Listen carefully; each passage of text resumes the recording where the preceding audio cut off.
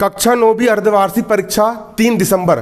कल आप लोग का क्या पेपर है? कक्षा 9वीं के सारे विद्यार्थी एमपी बोर्ड, माध्यमिक शिक्षा मंडल भोपाल, हिंदी मीडियम वाले, अंग्रेजी मीडियम वाले दोनों बच्चों के लिए है कक्षा 9वीं हिंदी अर्धवार्षिक परीक्षा सत्र 2021-22।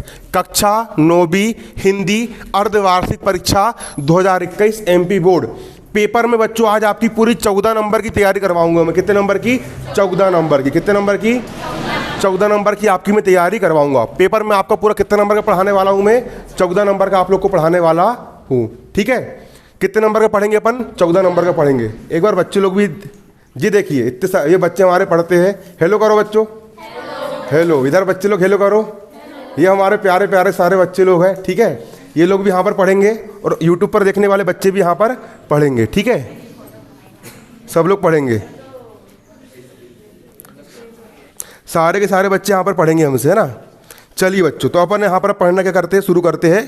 पूरी फुल तैयारी करेंगे। काव्य बोध बच्चों देखो, काव्य बोध आपको कितने नंबर का आना है? 14 नंबर का आना है। ठीक है, कितने नंबर का आना है? सबसे पहला आपको प्रश्न आना ही आना है। पहला प्रश्न आएगा आपका, काव्य की परिभाषा लिखिए। क्वेश्चन लिखो जल्दी, लिखना भी है और लिखना भी है, समझना भी है, सुनना भी, याद करना है भी है, सब कुछ करना है। काव्य की परिभाषा लिखिए। 6 नंबर के विकल्प फंसेंगे इससे और बहुत सारा आपको फंसने वाला है। काव्य की परिभाषा लिखिए एवं भेद, एवं इसके भेद लिखो। काव्य की परिभाषा लिखो और क्या लिखो? इसके भेद लिखना है। भेद का मतलब क्या होता है?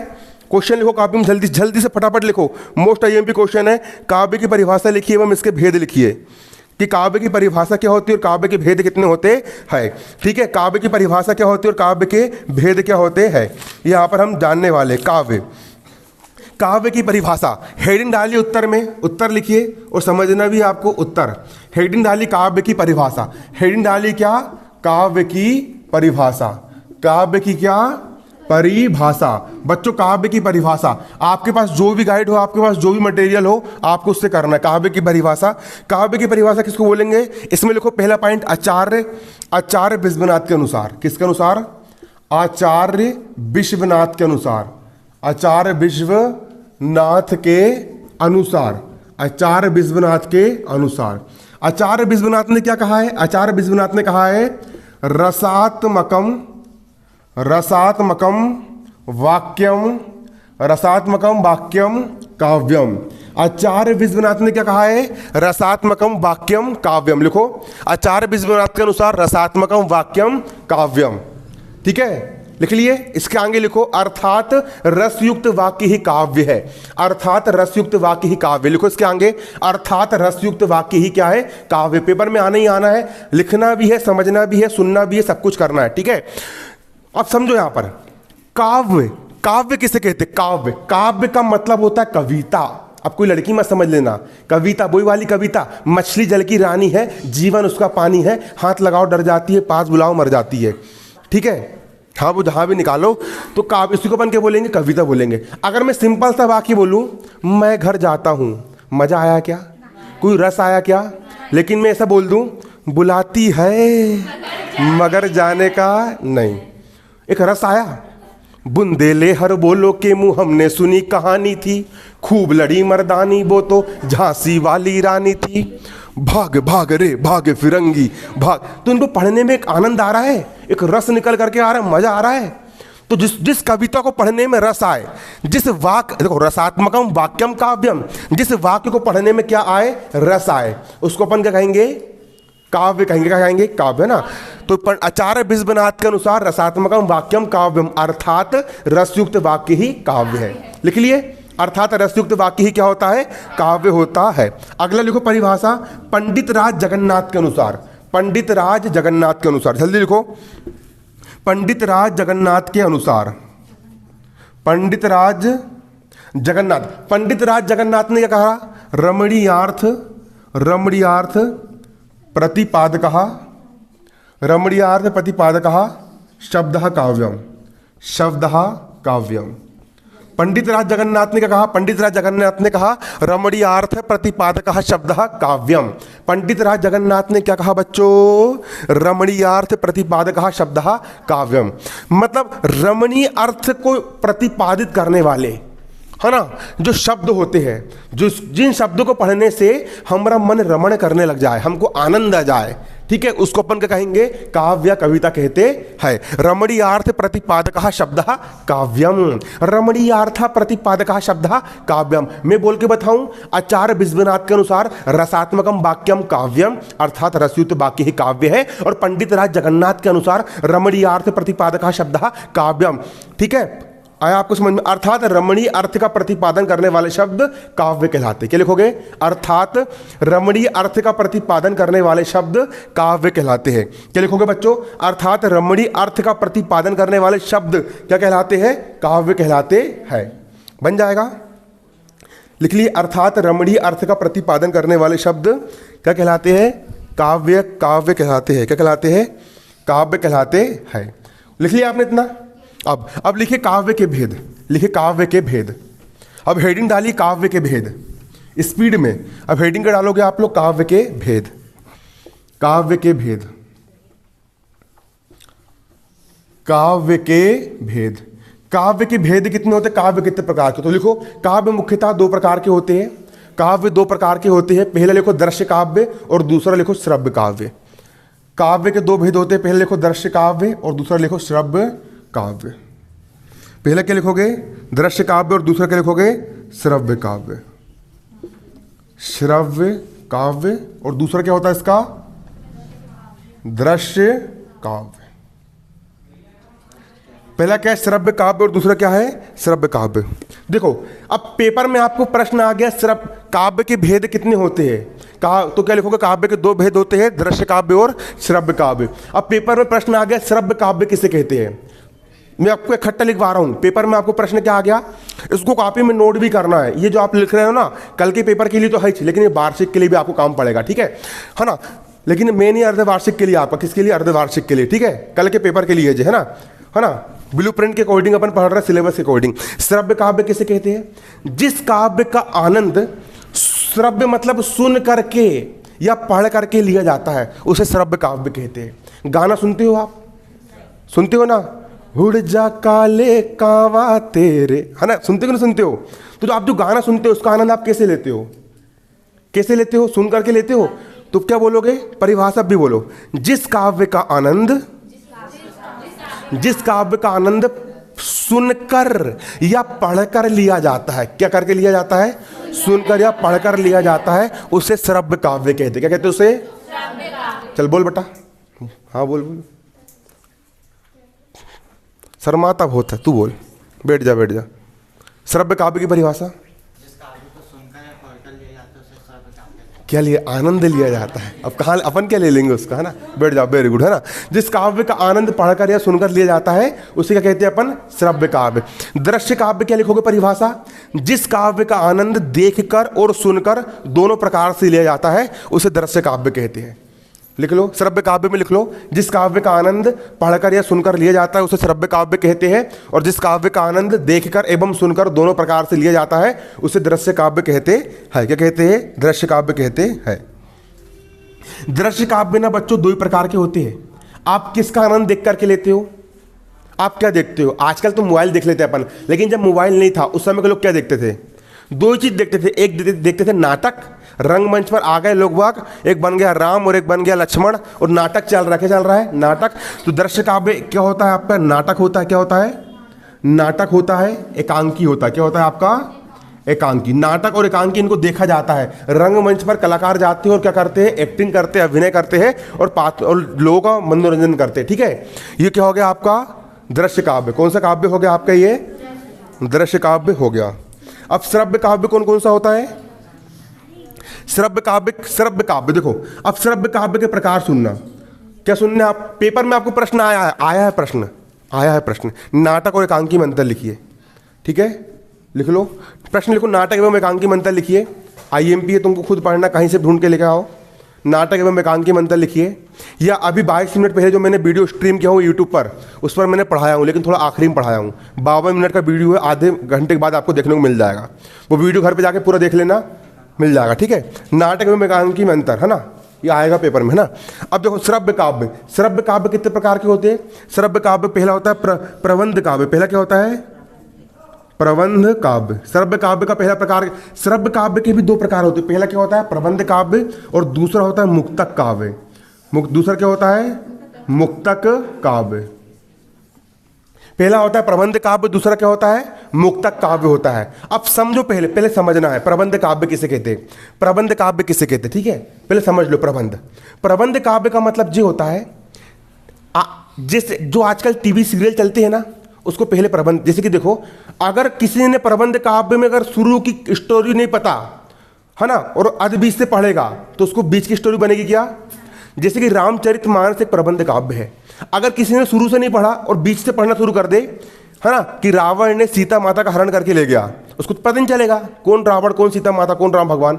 उसको शुरू से पढ़ना पड़ता है। मतलब शुरू के जो छंद लिखे होते हैं किसमें? प्रबंध काव्य में, उसका संबंध आगे की स्टोरी से रहता है। ठीक है, आया समझ में? तो प्रबंध काव्य में क्या होता है? छंदों का, प्रबंध काव्य में छंद रचना जो होती है, प्रबंध काव्य में कौन सी रचना? छंद रचना जो होती है वो आपस में बंधी हुई होती है। आगे के छंद पीछे के छंद से क्या होते हैं? कनेक्टेड होते हैं। ठीक है, इनमें छंदों का पूर्व पर संबंध पाया जाता है। किसमें? प्रबंध काव्य में। ठीक है, एकदम से अगर अपन कोई सी भी अपन बोले मंगल भवन अमंगल हारी द्रबहु सु दशरथ अजिर बिहारी, ये बोल दिए, बीचम बीच से समझ में आया क्या? नहीं, शुरू से पढ़ना पड़ेगा। एकदम से किसी आदमी को ला लो जिनने सीरियल नहीं देखा आज तक, वो बोलेगा क्या चल रहा है, ये कहाँ की क्या हो रहा करके, है ना? तो ये क्या होता है? एक प्रकार से प्रबंध काव्य रचना कैसी होती है? आगे और पीछे से बंधी हुई होती है। और मुक्तक काव्य कैसे होते हैं? अपने आप में मुक्त होते हैं। ये किसी से बंधे हुए होते हैं क्या? ये अपने आप में स्वतंत्र होते हैं। मुक्तक काव्य कैसे होते हैं? अपने आप में स्वतंत्र होते हैं, किसी से बंधे नहीं होते हैं। कौन से काव्य? मुक्तक काव्य। अपने आप में कैसे होते हैं बच्चों? स्वतंत्र होते हैं, किसी से भी बंधे नहीं होते हैं। कौन से काव्य? मुक्तक काव्य। तो पेपर में प्रश्न आता है कभी कभी, प्रबंध काव्य की परिभाषा लिखिए, तो हेडिंग डालिए प्रबंध काव्य, हेडिंग डालिए प्रबंध काव्य। प्रबंध काव्य, प्रबंध काव्य में डेस पाड़ के लिखिए, प्रबंध काव्य में डेस पाड़ के लिखिए। यह श्रव्य काव्य का एक प्रमुख भेद है। आपको भी लिखना, जो बच्चे यूट्यूब पर पढ़ रहे हैं, और आप लोग को भी लिखना है। ठीक है ना? यह श्रव्य काव्य का एक प्रमुख भेद है, यह श्रव्य काव्य का एक प्रमुख भेद है, यह श्रव्य काव्य का एक प्रमुख भेद है। प्रबंध काव्य के छंद, प्रबंध काव्य के छंद, प्रबंध काव्य के छंद एक कथा के धागे में, प्रबंध काव्य के छंद एक कथा के धागे में माला की तरह गुथे होते हैं। प्रबंध काव्य के छंद एक कथा के धागे में माला की तरह गुथे होते हैं। पहला पॉइंट के लिखे आपने, पहला लाइन के लिखे, प्रबंध काव्य क्या है? श्रव्य काव्य का एक भेद है। अरे नहीं है क्या? प्रबंध काव्य किसका भेद है? श्रव्य काव्य का एक भेद है। और इसमें जो छंद होते हैं ना, छंद कैसे गुथे होते हैं? जैसे कि माला में फूल गुथे हुए रहते हैं, उसी प्रकार इस प्रबंध काव्य में छंद क्या होते हैं? गुथे हुए रहते हैं। लिख लिए कोमा, अर्थात जो छंद रचना,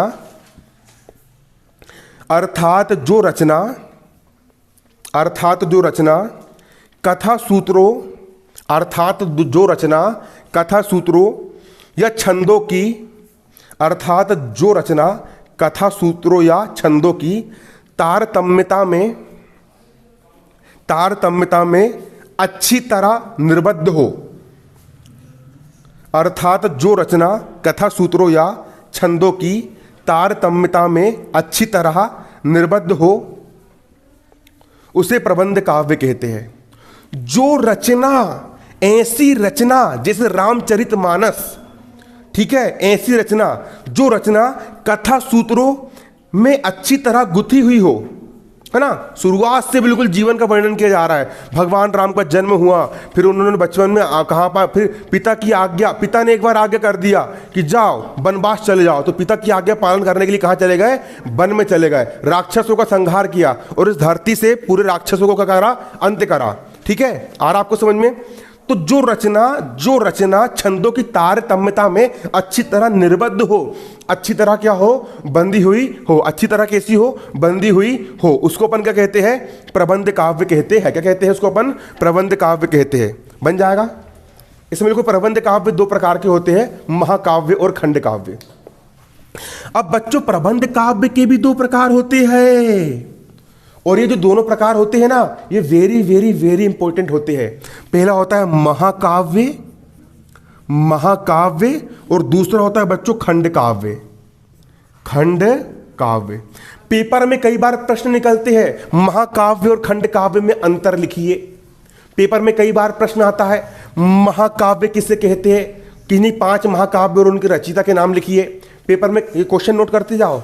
कई बार प्रश्न आता है, खंड काव्य किसे कहते हैं, है ना, किन्हीं खंड काव्यों के नाम एवं उनके रचयिताओं के नाम लिखिए, है ना। प्रबंध काव्य के 2 प्रकार होते हैं, पहला क्या होता है महाकाव्य, दूसरा क्या होता है खंड काव्य। समझ में आया आपको? लिख लिया आपने, महाकाव्य और खंड काव्य लिख लिए। इसके बाद बच्चों कुछ प्रश्न लिखिए, महाकाव्य किसे कहते हैं, प्रश्न लिखिए। आते हैं पेपर में इसलिए लिखवा रहा हूं बच्चों, मोस्ट आईएमपी है, मोस्ट आईएमपी। महाकाव्य किसे कहते हैं एवं खंड काव्य किसे कहते हैं, महाकाव्य किसे कहते हैं एवं खंड काव्य किसे कहते हैं, महाकाव्य किसे कहते, खंड काव्य किसे कहते हैं, अथवा महाकाव्य एवं खंड काव्य में 4 अंतर लिखिए। महाकाव्य एवं खंड काव्य में अंतर लिखिए, महाकाव्य एवं खंड काव्य में अंतर लिखिए। अरे तेज लिखो रे, मरियल टाइप लिख रहा है, बिल्कुल बेल टाइप, रट रट हाथ चलाओ ना। ऐसा पेपर में लिखोगे फेल हो जाओगे। हिंदी का पेपर बहुत बड़ा आता है, 3 का पेपर में ब्रिज कोर्स का आया है। ये 6 जो पेपर आ रहा है, असली हिंदी का पेपर आएगा, 30-40 पेज लिखना पड़ता है 3 घंटे में, निपट जाओगे। पहले बोल रहा हूँ, स्पीड स्लो स्पीड में तेज हाथ चलाओ बिल्कुल। राइटिंग को मत देखो, अब रट रट हाथ चलना चाहिए। हिंदी के पेपर में राइटिंग नहीं दिखी जाती है, जो तेज लिखेगा वही अच्छे नंबर लेकर के आएगा। हिंदी और सामाजिक विज्ञान, ये 2 पेपर इतने बड़े आते, टाइम कवर नहीं होता 2 पेपर में, ठीक है। विज्ञान में जमा के लिख सकते हो, हर विषय में लिख सकते हो, लेकिन हिंदी और सामाजिक विज्ञान में भयंकर लिख के आना पड़ता है। अरे लिखते लिखते कई बार मेरा हाथ दर्द होता है, मैं बोलता हूँ अमन भाई हाथ टूट के गिर जाए, लेकिन लिखना नहीं छोड़ना, लिख लिख लिख लिख। जब लिखता हूँ बिल्कुल रच रचा के, बिल्कुल पेपर में 2.5 घंटे में पेपर खत्म, 40 पेज लिख दिया, वहाँ सब घबरा जाते हैं, अरे बाप रे बाप रे बाप। बाकी बच्चों की एक सप्लीमेंट भर के नहीं हुई, अमन की कितनी भर के हो गई, 3-4, ऐसा रहता है। और तेज लिखने के कारण राइटिंग थोड़ी खराब है मेरी, ठीक है। और गणित तो मेरी ऐसी हो गई थी मालूम है, 10वीं क्लास में इतने एक सवाल को मैंने 15 बार प्रैक्टिस कर चुका था। सुबह 4 बजे गणित का अध्याय 1 लेके बैठता था और इतनी मोटा कापी खरीद के लाता था साहू की दुकान से। साहू दुकान गया, अरे साहू का आका कापी दो, उन्होंने कापी दी इतनी मोटी, और जो करना शुरू करा तो शाम तक पूरे 15 अध्याय खत्म। तब जाकर गणित में 100 में से 95 नंबर आए, मतलब एक दिन में पूरे नोट्स कंप्लीट गणित के। 10वीं क्लास की बता रहा हूँ मैं। और 12वीं क्लास में मेरी मालूम है गणित की 500 पेज वाली 25 फेयर कापी बनी थी, इतनी मोटी किताब होती है। और गणित में 100 में से 97 नंबर लेकर के आया था। आजकल तो तुम लोग को क्वेश्चन पता चलने के बाद तुम उतना अच्छा नहीं कर पा रहे हो। हमारे समय में मेहनत होती थी बिल्कुल तबीयत से, बिल्कुल ठीक है। समझ में आया आप लोग को? चलो कुछ उत्तर लिखिए। 2 कॉलम बनाएंगे। कितने कॉलम? 2 कॉलम। पहला कॉलम बनाओ महाकाव्य का और दूसरा बनाओ खंड काव्य का। पहला कॉलम बनाओ उत्तर में महाकाव्य का और दूसरा क्या बनाओगे? खंड काव्य का। पहला कॉलम किसका बनाओगे? महाकाव्य का, और दूसरा किसका बनाओगे? खंड काव्य का। ठीक है। देखो अब अगर अंतर लिखने के लिए आया पेपर में तो इसी प्रकार कॉलम वाइज कर लेना, या महाकाव्य का परिभाषा आया तो इस तरफ के पूरे पॉइंट इकट्ठे जोड़ के लिख देना, या खंड काव्य की परिभाषा आई तो इस तरफ के पूरे पॉइंट जोड़ करके लिख देना। ठीक है। अब महाकाव्य में पहला पॉइंट लिखो, हाँ अब अंतर कर रहे हैं ना। महाकाव्य में पहला पॉइंट लिखो। महाकाव्य में संपूर्ण जीवन का चित्रण होता है। महाकाव्य में संपूर्ण जीवन का चित्रण होता है।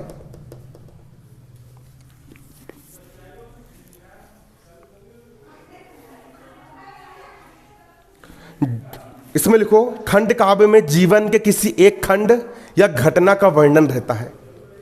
खंड काव्य में जीवन के किसी एक खंड, खंड काव्य में जीवन के किसी एक खंड, खंड काव्य में जीवन के किसी एक खंड या घटना का वर्णन रहता है, या घटना का वर्णन रहता है।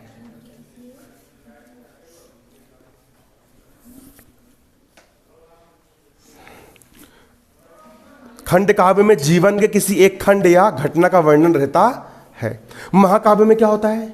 महाकाव्य क्या है मालूम है? वाल्मीकि द्वारा रचित रामायण महाकाव्य है। रामचरितमानस क्या है? महाकाव्य है। कई बार पेपर में प्रश्न आता है रामचरितमानस की रचयिता कौन है, किसने लिखी? तुलसीदास ने। और रामायण किसने लिखी? वाल्मीकि ने। पृथ्वीराज रासो, ये भी क्या है? महाकाव्य है। पृथ्वीराज चौहान के जीवन की पूरी गाथा लिख दी। इतने प्रतापी राजा थे पृथ्वीराज चौहान, मोहम्मद गोरी को 17 बार युद्ध में हराया, लेकिन हर बार गलती क्या करे? उसको माफ कर दिया। और 18वीं बार वो आया तो वो खुद हार गए। इसलिए दुश्मन को पहली बार में खत्म कर दो, है ना कि नहीं? ऐसा रहता, ठीक है।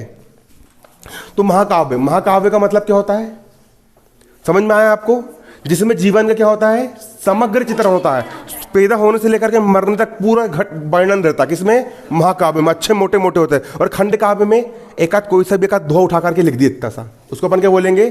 खंड काव्य। ज़्यादा बड़ा नहीं होता, छोटा सा रहता, ठीक है। अब महाकाव्य में दूसरा लिखो, महाकाव्य में दूसरा पॉइंट लिखो, इसका नायक महान होता है। महाकाव्य का नायक महान, महाकाव्य का नायक, इसमें लिखो, महाकाव्य का नायक महान, वीर एवं प्रतापी होता है। महाकाव्य का नायक कैसा होता है? अरे नायक किसको बोलते? आजकल अपन उनको हीरो बोलते हैं, और पहले क्या बोलते थे? नायक। अपन हीरोइन बोलते और पहले क्या बोलते थे? नायिका। आया समझ में? तो महाकाव्य का नायक कैसा होता है? क्या लिखा मैं लिखवाया मैंने? महान, वीर और प्रतापी होता है। भगवान राम महान, वीर और प्रतापी, है ना कि नहीं? आया समझ में? महाकाव्य का नायक कैसा होता है? महान, वीर और प्रतापी होता है। खंड काव्य में लिखो, खंड काव्य के लिए यह होना आवश्यक नहीं है। खंड काव्य के लिए यह होना आवश्यक नहीं है।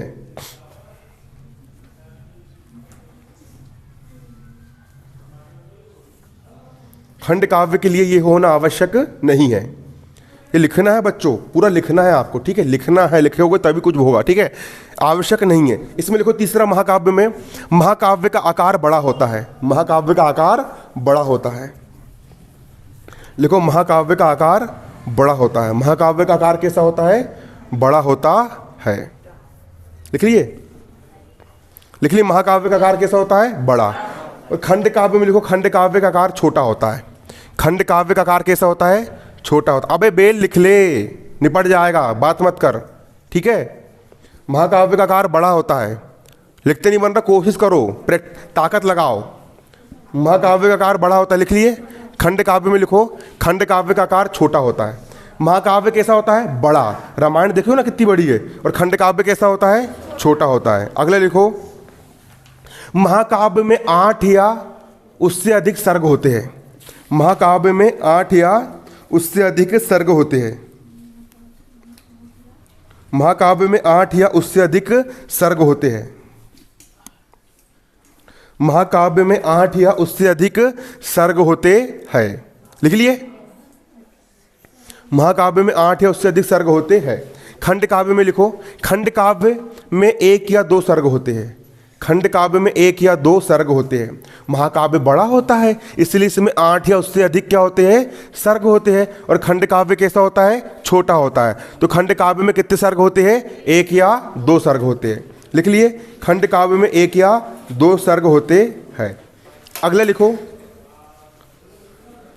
महाकाव्य में, अब महाकाव्य में लिखिए, महाकाव्य में लिखिए, महाकाव्य में श्रृंगार शांत या वीर रस प्रधान होता है। महाकाव्य में श्रृंगार शांत या वीर रस प्रधान होता है। महाकाव्य में श्रृंगार शांत या वीर रस प्रधान होता है। देखो, रामचरितमानस लिखी गई है, महाकाव्य लिखी गई है, महाकाव्य। उसमें श्रृंगार रस कहाँ पर आता है? जब पहली बार भगवान राम कहाँ पर जाते हैं? धनुष तोड़ने के लिए जाते हैं सीता जी की स्वयंवर में। तो जब पहली बार पुष्प वाटिका में, सुनना, पहली बार पुष्प वाटिका में जैसे भगवान राम और सीता माँ एक दूसरे को देखते हैं, ठीक है, तो वहाँ पर श्रृंगार रस के उत्पन्न होता है। जहाँ पर नायक और नायिका के प्रेम का वर्णन करे, वहाँ पर कौन सा रंग होता है? श्रृंगार रस होता है, ठीक है। और जब संयोग श्रृंगार, जहाँ पर मिलन का वर्णन हो रहा है, वहाँ पर कौन सा श्रृंगार? संयोग श्रृंगार। और जब रावण सीता माँ का हरण करके लेके चला जाता है, तो फिर राम भगवान, है ना, बिछड़ जाते हैं, तो वहाँ पर कौन सा श्रृंगार होता है? वियोग श्रृंगार। वियोग श्रृंगार का एग्जाम्पल क्या है? हे खग मृग हे मधुकर श्रेणी, तुम देखी सीता मृग नैनी। हे खग, हे मृग, हे मधुकर, हे पहाड़ों, राम भगवान कहते हैं क्या तुमने मेरी सीते को देखा है? आया आपको समझ में? इस प्रकार से, है ना। तो और फिर शांत रस कब आता है? शांत रस कब आता है? जब लक्ष्मण भगवान को तीर लग जाता है तो वहां पर कौन सा रस आ जाता है? शांत रस। और कौन सा रस? वीर रस। जब रावण को मारते हैं बिल्कुल, तो कौन सा रस रहता है वहां पर? वीर रस। ठीक है, कौन सा रस होता है? वीर रस होता है। कौन सा रस होता है? वीर रस, है ना कि नहीं? इस प्रकार से रहता है। वीर रस कहाँ पर? हनुमान जी जब पर्वत उठा लेते हैं तो कौन सा रस रहता है वहां पे? वीर रस, है ना कि नहीं? एक चिंगली में उठा करके ऐसा लेकर के आते हैं पर्वत को, कौन सा रस रहता है वहां पर? वीर रस रहता है। ठीक है, तो महाकाव्य में कौन सा रस प्रधान रहता है? श्रृंगार, वीर या शांत रस प्रधान रहता है। ठीक है, इसमें खंड काव्य में लिखो, इसके प्रधान रस भी श्रृंगार, शांत या वीर होते हैं। इसके प्रधान रस भी श्रृंगार, शांत या वीर होते हैं। इसके प्रधान रस भी श्रृंगार, शांत या वीर रस होते हैं। खंड काव्य के प्रधान रस भी श्रृंगार, शांत या वीर रस होते हैं। लिख लिए खंड काव्य में। अब हेडिंग डालो 5 महाकाव्य एवं उनके रचयिता के नाम। हेडिंग डालोगे 5 महाकाव्य एवं उनके रचयिता के नाम। एक कॉलम बनाओ महाकाव्य, अंतर खत्म होगा। ठीक है, एक कॉलम बनाओ महाकाव्य का और दूसरा कॉलम बनाओ रचयिता का। अपन क्या पढ़ रहा है? 5 महाकाव्य और उनके रचयिता, उनकी रचना किसने करी है, उनके अपन क्या पढ़ रहे हैं? नाम पढ़ रहे हैं। तो लिखो 5 महाकाव्य एवं उनके रचयिता के नाम। पहला कॉलम क्या का बनाओगे? महाकाव्य। और दूसरा क्या बनाओगे? रचयिता का। महाकाव्य में पहला लिखो तुलसीदास, महाकाव्य में पहला लिखो रामचरितमानस। पहला महाकाव्य के लिखोगे? रामचरितमानस। और डेस पाड़ के इसके रचयिता का नाम लिखो तुलसीदास। पहला महाकाव्य क्या है? रामचरितमानस, है ना। और रचयिता कौन है इनके? तुलसीदास। रचयिता कौन है इनके? तुलसीदास। लिख लिए रामचरितमानस, रचयिता कौन है? तुलसीदास। अगला लिखो साकेत। अगला महाकाव्य का नाम लिखो साकेत। साकेत भी एक क्या है? महाकाव्य।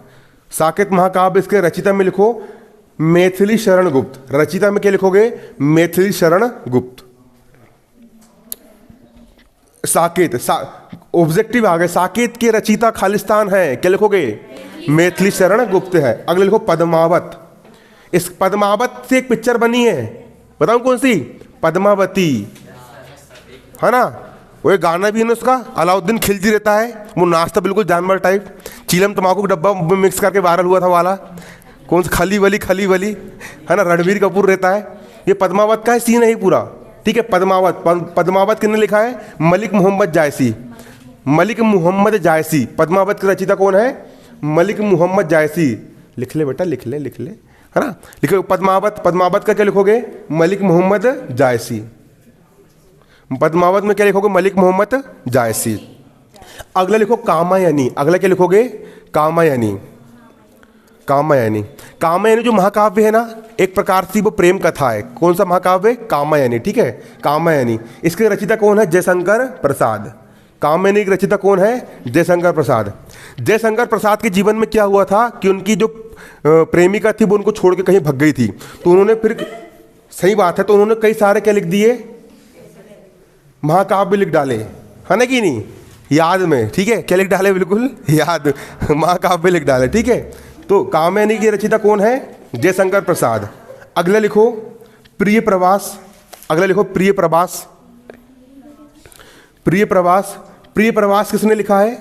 अयोध्या सिंह उपाध्याय हरिओध ने लिखा है। लिखो प्रिय प्रवास में डेस पाड़ के, इसके रचयिता कौन है? अयोध्या सिंह उपाध्याय हरिओध है। लिखो, लिखने से अच्छा याद होता है। ये तर्जनी जो होती है इसका कनेक्शन कहाँ से होता है?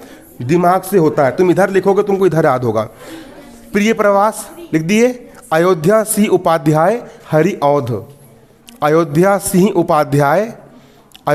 उपाध्याय हरिओध। लिख लिए? हरिओध। ठीक है, लिख लिए? ये याद करना है, पेपर में कई बार प्रश्न आ चुका है। 5 महाकाव्य एवं उनके रचयिता के नाम लिखिए, और इससे ऑब्जेक्टिव भी निकल करके आएंगे। हिंदी में ऑब्जेक्टिव याद नहीं करते, हल्ला नहीं, हिंदी में ऑब्जेक्टिव याद नहीं करते, हिंदी में आंसर क्वेश्चन याद करते हैं, और उन्हीं के अंदर में से ऑब्जेक्टिव निकलता है। ठीक है, अब डालिए हेडिंग प्रमुख खंड काव्य एवं उनके रचयिता के नाम। हेडिंग के डालोगे प्रमुख खंड काव्य एवं उनके रचयिता के नाम। इसमें लिखो पहला पंचवटी, पहला खंड काव्य लिखो। एक कॉलम बनाओ खंड काव्य का पहला वाला और दूसरा बनाओ रचिता का। खंड काव्य में पहला लिखो पंचवटी। खंड काव्य में पहला क्या लिखोगे? पंचवटी। पंचवटी देश पांडे के लिखो रचिता मैथिली शरण गुप्त। पंचवटी के रचिता कौन है? मैथिली शरण गुप्त। दूसरा लिखो भस्मासुर। दूसरा क्या लिखोगे? भस्मासुर। भस्मासुर इसका रचिता कौन है? नागार्जुन। कौन है? नागार्जुन। भस्मासुर की रचना किसने करी? भस्मासुर की नहीं करी, मतलब उसके ऊपर एक कहानी लिखकर किताब की रचना करी, ठीक है। भस्मासुर की रचना किसने करी? नागार्जुन। अगला लिखो सुदामा चरित। सुदामा चरित कई बार आता, सुदामा चरित किसने लिखा करके ना? सुदामा चरित नरोत्तम दास। सुदामा चरित की रचना किसने करी? नरोत्तम दास ने करी। सुदामा चरित की रचना किसने करी? नरोत्तम दास। ठीक है, समझ में आया कि नहीं आया? ठीक है, प्रबंध ये भी हो गया आपका पूरा। अगला लिखो मुक्तक काव्य। ये जीवन भर के लिए होगा तुम्हारा, एक बार जो लिख ली ना, ये जिंदगी घुमाना मत कापी। अरे यही सब, यही 10वीं में भी है, यही 11वीं में भी है, यही 12वीं में भी है। 3 6 हर बार क्वेश्चन यही आना है। इसको संभाल के रखना, ताले चाबी में कापी को घूमने मत देना, ठीक है। एक बार जो बन गए उसको अच्छे से याद कर लो। जी वार्षिक में भी है, ठीक है। एक बंडल ऑफ साइंस का ऐसे वो भी हर जगह काम आना ही है, इसलिए इसको याद कर लो, ठीक है। अब क्वेश्चन लिखो मुक्तक काव्य किसे कहते हैं? क्वेश्चन लिखो मुक्तक काव्य किसे कहते हैं? क्वेश्चन क्या लिखोगे? मुक्तक काव्य किसे कहते हैं? जल्दी लिखो, फटाफट लिखो, फटाफट लिखो। मुक्तक काव्य के देश पाड़ के लिखो, हेडिंग डालो मुक्तक काव्य। हेडिंग डालिए मुक्तक काव्य। मुक्तक काव्य जो अपने आप में मुक्त रहता है, इसको आगे के छंद पीछे के छंद से कोई मतलब नहीं, है ना कि नहीं। जैसे कि शॉर्ट वीडियो, एक ही वीडियो देख के खत्म हो जाता है ना कि नहीं। आया तुमको समझ में? इस प्रकार से बाहुबली पिक्चर देखियो, तो बाहुबली का जो सेकेंड वाली मूवी बनी थी वो किसको समझ में आएगी? जिनने पहली वाली देखा होगा। तो उसमें मूवी एक दूसरे से कनेक्टेड है, मतलब वो काय में आ गई? प्रबंध में आ गई, ठीक है। काय में आ गई? प्रबंध में आ गई। आया तुमको समझ में? और छोटे मोटे जो वीडियो होते हैं, जैसे कि मैंने बनाया था एक वीडियो, मेरा डला है शक्तिमान वाला वीडियो, देखियो, वो अपने आप में क्या है? एक प्रकार का मुक्तक काव्य है। उस उत्तक देख को उतने पूरा खत्म हो जाएगा वो। शक्तिमान कहाँ आया कहाँ चल गया पता नहीं, ठीक है ना। मुक्तक काव्य क्या है? मुक्तक काव्य, ठीक है। तो मुक्तक काव्य में डेस्क फाड़ के लिखो, निर्बद्ध काव्य ऐसी रचना को कहते हैं। मुक्तक काव्य या निर्बद्ध काव्य दोनों एक ही है। पेपर में प्रश्न आ गए निर्बद्ध काव्य किसे कहते हैं, तो कंफ्यूज मत होना, निर्बद्ध काव्य बोले या मुक्तक काव्य बोले, बात एक ही है, ठीक है। तो हेडिंग के डालोगे निर्बद्ध काव्य या मुक्तक काव्य, है ना। इसमें डेस्क फाड़ के लिखो, निर्बद्ध काव्य ऐसी रचना को कहते हैं। निर्बद्ध काव्य ऐसी रचना को कहते हैं जिसमें कथा नहीं होती। निर्बद्ध काव्य, निर्बद्ध काव्य ये लिखा है ना, ठीक है। निर्बंध काव्य है या नहीं है? निर्बंध काव्य जो बंधा ना हो एक दूसरे से उसी को निर्बंध बोलेंगे, जो मुक्त हो उसी को मुक्तक बोलेंगे, दोनों एक ही बात है ना। निर्बंध काव्य ऐसी रचना को कहते हैं जिनमें कथा नहीं होती। कोई स्टोरी होती है क्या? नहीं होती है, जिनमें कथा नहीं होती। तथा जिसके छंद, तथा जिसके छंद अर्थ की दृष्टि से, तथा जिसके छंद अर्थ की दृष्टि से पूर्वापर प्रसंगों से मुक्त होते हैं। तथा जिसके छंद अर्थ की दृष्टि से पूर्वापर संबंधों से मुक्त होते हैं। लिख लिए, पूर्वापर संबंधों से मुक्त होते हैं, कोमा स्वतंत्र होते हैं, कोमा स्वतंत्र होते हैं। इन्हें मुक्तक काव्य कहते हैं। इन्हें मुक्तक काव्य कहते हैं।